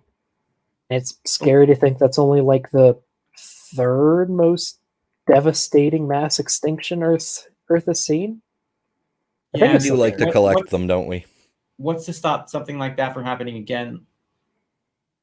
Nothing. You can't. Nothing. Nothing. Roughly 10 miles of atmosphere, which was super effective last time. Well, yeah. I mean, what's to stop that from happening again? Well, we actually, NASA actually did an experiment. Oh yeah, the DART mission. The DART mission to deflect an asteroid. So yeah, there's something maybe. Yeah, that's the thing though, is that we could possibly prevent it, but also if we got hit by another comet, we have technology that would give us a much better chance of actually surviving than the dinosaurs did, obviously. So yes and no. I'm not really sanguine on that one. So humanity would survive. I feel confident in saying that. However, potentially, I don't believe humanity in its current state. Well, no, it would be post-apocalyptic, but we wouldn't go extinct. Is what I meant. We wouldn't go extinct. Most likely. Even that is probably Hard to say, yeah, because It while depends on it's what you mean by extinct. It's like, that everything that we know would be gone. So It depends on what you mean by extinct. What would last? Well, just all humans die. That's what I mean by extinct. Okay. Yeah, I think we'd have some survivors. Of humanity would last? What of the cultural memory of a previous humanity just would isolated pockets of continue. humanity that potentially pass. Well, I mean, they would pass on their memories and stuff like that. It would be 1950s retro futurism like Fallout. Yeah, it depends on how prepared we are. Like Niven wrote a cool book about this called Lucifer's Hammer back in, I think it was the 70s. And the first half of the book is what the people watching the thing come do to prepare. The ones who aren't flipping out about, doomsday coming at them. And then the second half is the post-apocalyptic after the comet hits. And I think it does a pretty good job of exploring the topic because the majority of people who aren't killed instantly immediately go savage and start like attacking each other for food and shit. But the prepared pro-science types build a compound and they have like instruction booklets to rebuild all of technology up to the 1970s. It's a complicated question because back when when it happened, basically everything larger than about a dog size that wasn't cold-blooded died because cold-blooded animals are much more energy efficient than warm-blooded animals. Because warm-blooded animals sacrifice that efficiency to be active all the time. That means that I think a warm-blooded animal will burn about 4 times the calories of a cold-blooded animal about the same size. Yeah, we can't slow our metabolism. Like we're burning a ton of calories right now just sitting here just to keep our bodies warm and comfortable. Yeah, you burn. Is it like? I think it's like 50 calories just sleeping per hour, something like that. Yeah, keeping your body heat up. See, when the Chicxulub hit, it kicked up so much dust and debris into the atmosphere that it blocked out the sun, sort of caused a nuclear winter to happen. For at least a couple of years, yeah. And I think also it is thundering outside, so I'm unplugging my computer. So game, go bye-bye for now. You don't have a UPS? I've been meaning to get one. That's electrical surge protector. It's an uninterruptible power supply. So if the power goes out, your computer will stay on for like at least 15 minutes or something, just long enough for you to properly shut it down. Rather than it's a surge protector with a battery. Yeah, it's like a battery. Yeah, I mean, like the battery is actually pretty efficient as long as I have the saver on. But with the saver on, my computer is terrible for playing games. Like it's either all power or nothing, and when it's on nothing, games don't play. So yeah, I have it on nothing now, so I'll be good for a while.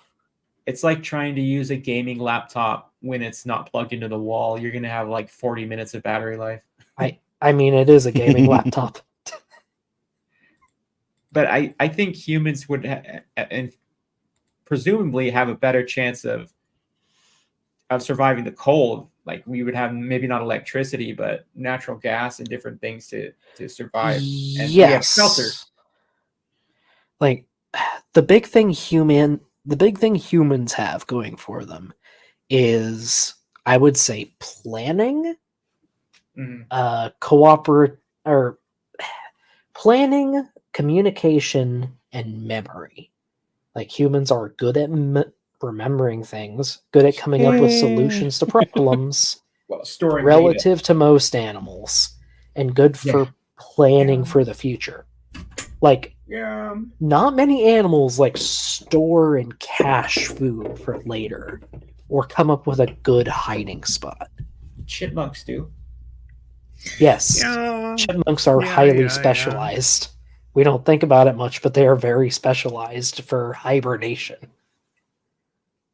Squirrels but- too.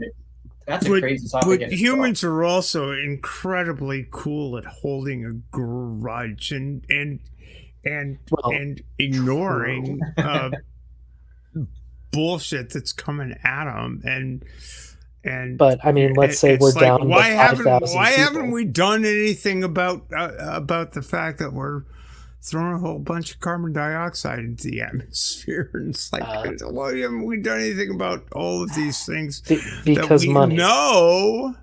Yes, I know, because money is a concept, and humans are uniquely adept at hanging on to concepts by gods that are useless, that that don't really impact the future of the earth.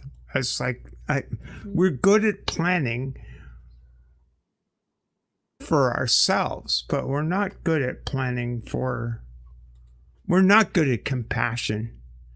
I'm good at planning my next meal. We're not as good at compassion as we should be, and this is where we run into problems. Oh yeah, we're so shit many in committees fields. too. That's why in emergency situations there's always an emergency director who gets total authority, because there just isn't time for all, like, make a committee to study an issue and yada yada. No, we have to build a dam.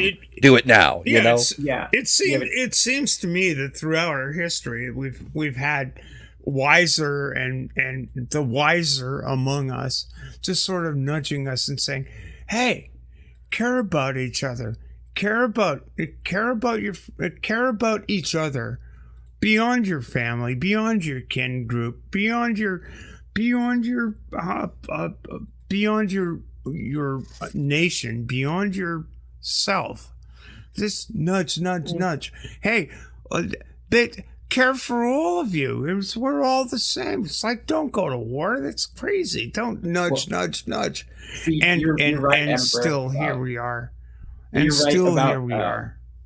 That's why when in the military you have a chain of command, because if you're in a war type situation and shit gets hectic, you don't have time to have people saying, "No, I'm in charge. No, I want to be in charge." Like you need to know that this is the person who's giving orders. And so I could be wrong, but I'm pretty sure that was one of the deciding factors for why the U.S. won into the Revolutionary War.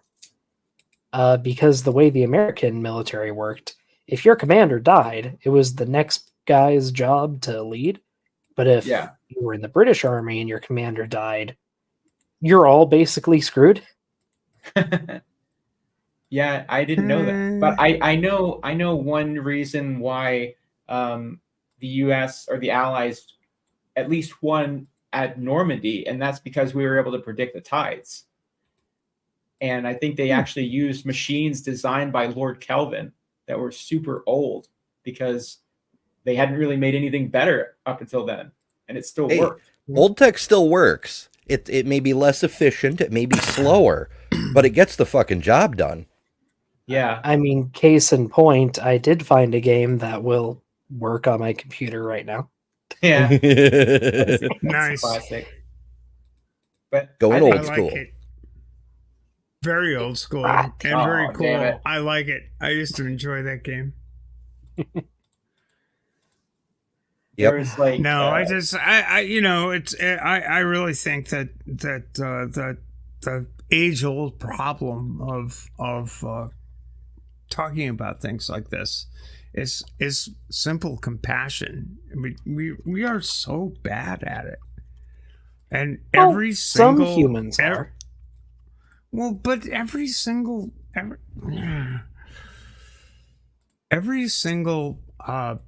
prophet almost has urged compassion upon us, and we've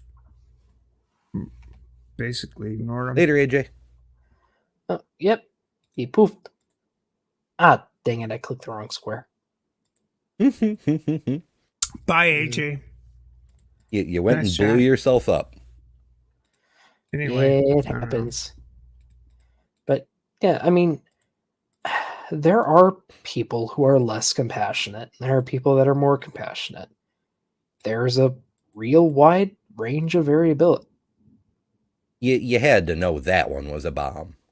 Yeah, I used the wrong Silly click. dino. There's a real wide range, and that's just how it has to be. But in certain situations, the more compassionate will survive, or the more shrewd will survive. Whatever's best for survival will be selected for. That's about the only constant in Yeah, a lot of I things. agree with that. I agree with that. But, you know, I don't know I don't know the degree to which one can exclude, one can separate shrewdness from compassion. That's that. I mean, it's I down to think the they're person. I think they're intertwined. I'm I'd inclined say to be it's down like, to the person. why not both? Like, you can be That's shrewd what I'm and talking compassionate. I about. They're mean, not you mutually can also exclusive. choose to be more shrewd, or you can choose to be more compassionate. Well, I guess we need to define terms here. It's like, what is shrewdness? Is shrewdness I would is shrewdness in opposition to compassion? I would say shrewdness is caring about your well-being at the expense of others, whereas compassion would be caring about the well-being of the group over your own. Well, I don't like that definition, because, like, say a person who runs the American Red Cross, nonprofit, whatever you like, they can make clever decisions without it necessarily being for their own benefit, you know? Like, cleverness Yeah. is not integrally related to selfishness. Oh, I agree. They're making clever decisions for the good of the whole. I would categorize that under compassion. Keep in mind, these are just broad labels. Obviously, there's going to be Right. exceptions and Right. caveats, but just broad strokes. Yeah, I just disagree that shrewdness inherently includes an element of selfishness.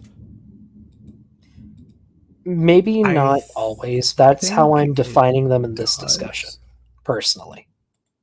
I think that both shrewdness and compassion include a certain degree of selfishness, because you have to put yourself into judging compassion, empathy. You have to be, yourself has to be involved in evaluating that matrix, and yourself has to be also be involved in the matrix of being shrewd. And it depends on, I think, where you make those choices. Yeah. And what brings up something important? And no matter what, it's really fucking difficult. I don't know. I don't know how it works. What brings up something important here too? Although I will add to this, we typically have more compassion when we are physically or emotionally near the people or animals suffering. Like, I know a lot of people who would save their dog from a fire before any random human. Absolutely true. Absolutely true. Mm-hmm. Yeah, like a friend of mine. I'm rarely on Facebook these days, but I happen to go through because I send stuff to myself, either computer to computer or phone to computer, computer to phone, whatever, through Facebook Messenger because I can attach shit and it's super easy. And while I was on there, I happened to notice that this friend, her her husband got the latest flavor of COVID, developed pneumonia, got hospitalized. The stress from that sent her into early labor. Her water broke at 21 weeks. Oof. So she got hospitalized. And then her husband died from the COVID pneumonia. Oh, for And fuck's then sake. she gave birth at 21 weeks. And so the baby is in like maximum level NICU care. And yeah, her husband just passed today, and I'm like, holy fuck. That's Yeah. a lot of bad news all at once. Man, I am that's Heartbreaking is about all I can Yeah, think of. yeah. And that's the thing is like Basically, we yeah. know shit like that happens. Now, in her case, it's a lot of bad all at once, but stuff like that does happen every day. And in fact, worse stuff has happened this week, like, thousands dead in the Middle East. But I find I'm more moved by my friend's plight than what happened in Israel, even though I also know somebody in Israel. It just, emotional distance is a Well, thing. because they're your friend. Precisely. It is really critical to be able to gauge the way someone at the tip of the spear is experiencing a process of shit. And the process of shit is basically life. It's like life is a process. Life's a bowl of shit if you think of it. And but it's really important to be able to think, to me, to be able to think of the bowl of shit that is headed towards somebody else. And that's what's I don't know if we want to get into a discussion of the Middle East at this point, but there are just so many just hurts. Referencing it for a There touchstone of reality. Tons of hurts that have been delivered, mortal hurts that have been delivered, in the interests of what? How hard do we want to lean into making other people's lives as miserable as possible? Whether it's Bibi Netanyahu, or Hamas, how hard do we want to lean into making people's lives as absolutely miserable as possible, or even non-existent? I mean, where the fuck do we come down in thinking that we have the right to do that? I mean, sorry, it's disgusting. I get what you're saying, but I do have to object to saying we, because a lot of people, me included, are against harming other people for, I'd say, most causes. And a lot of people have that same sentiment. That's precisely what I'm saying. It's like there is no excuse for Hamas doing what they did. It's disgusting. There is no excuse for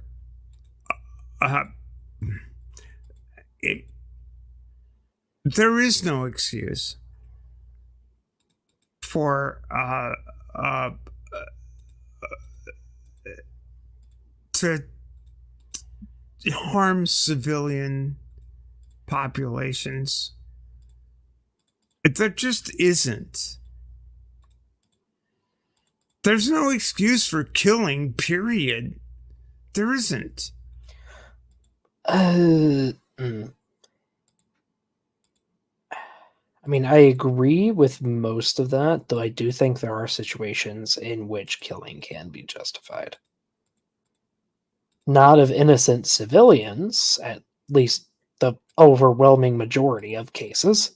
Yeah, the classic example is self-defense or defense of your family or defense of an... In fact, there's actually a law in New York State that if you see another person in mortal danger, like a mugger is holding a gun to their head, and you don't take action, you can be held criminally liable for what happens. Which is a little weird, and I don't believe it's been enforced in a long time, but it is on the books. But that doesn't necessarily mean you have to respond with deadly force. Well, that brings up a fun deadly force. Deadly force is depends on where it's directed. In my view, well, if you're striking out upon a people, and it doesn't even need to be deadly force. This is back it off to a broader conception. If you're going to mandate a people into non-existence, that seems a bridge too far to me. Well, so and if the means you use to mandate a people into non-existence is deadly, it's that much worse. But it's not that much worse morally. Well, because you have determined that you are going to mandate a people into non-existence. So this kind of brings up an interesting question. What would be the minimum requirement for you to want to kill somebody? Like, what is the lowest bar that would make you say, okay, they need to go?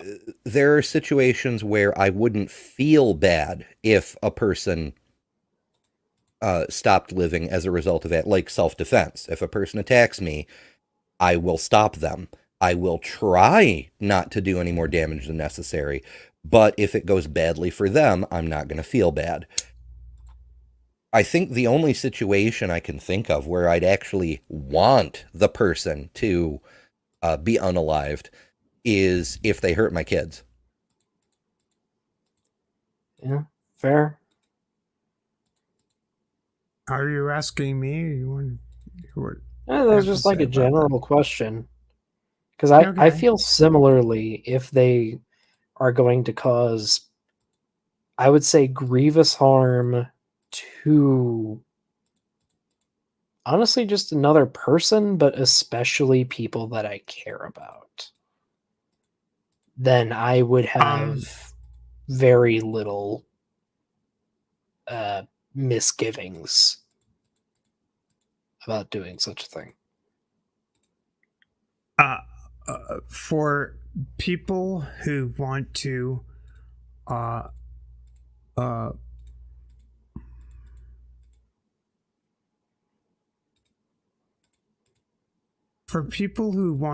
morally exclude me from humanity, to morally mandate my existence out of existence, I will fight them.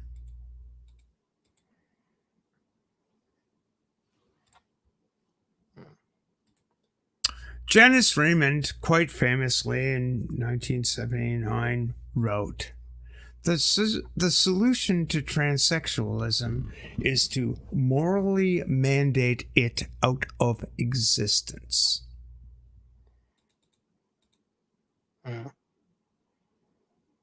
And so, if I am at the tip of that spear, I feel it is my moral obligation to fight against that attitude and to physically resist any effort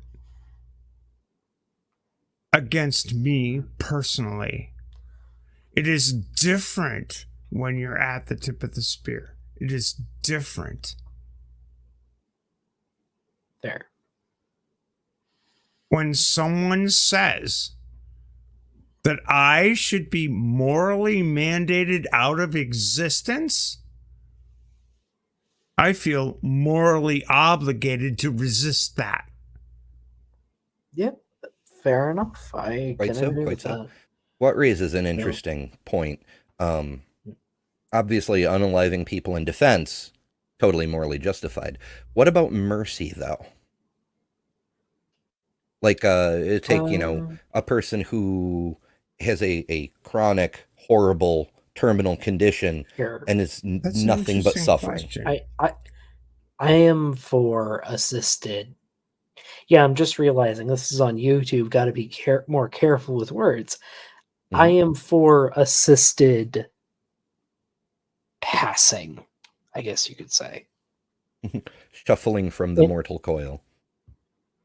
Yes, The satisfactory conditions for that are very complicated. Like, where should the line be? But Mhm. I Yeah, am like there's obvious generally for gimme it. cases, and there's obviously Like, no cases, well, and then like- there's like gray a- area. Like your average depressed emo teen? Probably not. Because most of them grow out of that. For other cases, I would be for it. However, so Ember, you have to go, and my computer is actually draining faster than I expected. Turns out streaming is not kind to the battery. It's true, but yeah, I've got to be up early tomorrow. Yeah. Alas. Maybe anyone have any last thoughts on the debate tonight? Oh, right. This was a debate after show, wasn't it? It was, and we got into a number of tangents, but it was great debate. It was great. It was, you and Mark did a tremendous job handling that. Yeah. Is Noah's Ark real? It's fuck no. Yeah, great. I mean, it's just it Yeah, was pretty you much an two open were and shut great. thing, but I wish your opponents had shown up to the right debate. right? At least one of them. Right? Ugh. I mean, it was nuts. It was nuts. Yeah, we tried to give them every opportunity to present something of substance that we could actually talk about, but they really didn't wanna. Yeah. Oh well. Oh well. Thank you to everyone for joining. Feel free to go big lightning flash that's on my window.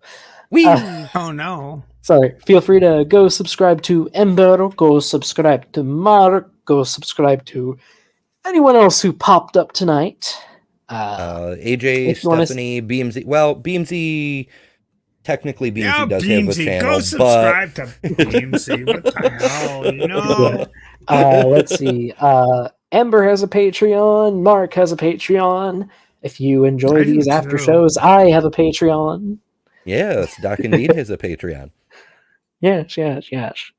Yeah. Didn't know his Ark had geez, sales. I'll remember to edit the description Fuck. to include yours and Mark's channels before I go to bed. For now, though. You sound pretty tired too. I did. Yes. Oh, you're speaking in tongues. Thanks for joining, everyone. I didn't know dinos could I yawn. believe. Yeah. Parcel tongue, I think. Yeah, that's what it was. Oh dear. In the little stream,